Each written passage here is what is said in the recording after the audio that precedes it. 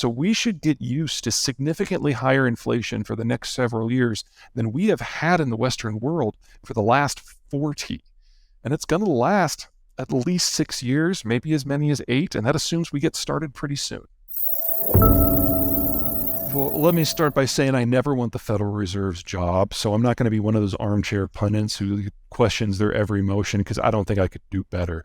I will say that most of the reduction in inflation that we have seen to this point is probably not actually due to the Fed. It's because we're now quite a ways past COVID. Remember that from roughly 2020 until mid-2021, we were having significant whiplashes in demand globally. Every time we got a new variant, every time we got a new vaccine policy, every time something changed, what we consumed, the patterns shifted.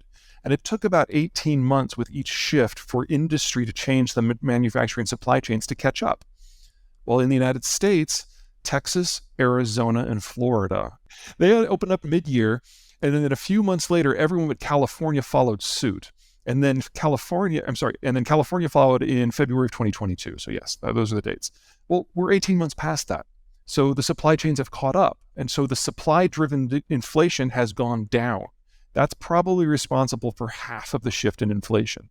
The half that hasn't gone away, that's ultimately rooted in labor. Because remember, the baby boomers, the largest generation we've ever had, the largest worker class we've ever had, is now half retired.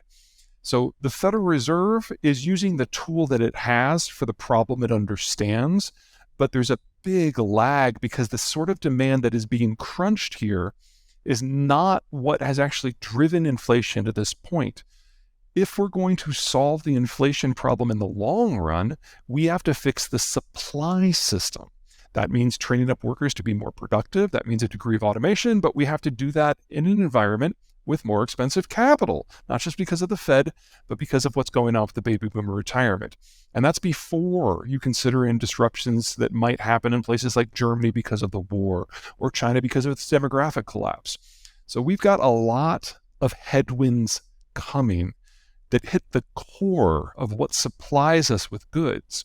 And the only way to get around that is produce more goods elsewhere, and that means building more industrial plant, and that is also inflationary. So we should get used to significantly higher inflation for the next several years than we have had in the Western world for the last 40. And it's going to last at least 6 years, maybe as many as 8, and that assumes we get started pretty soon.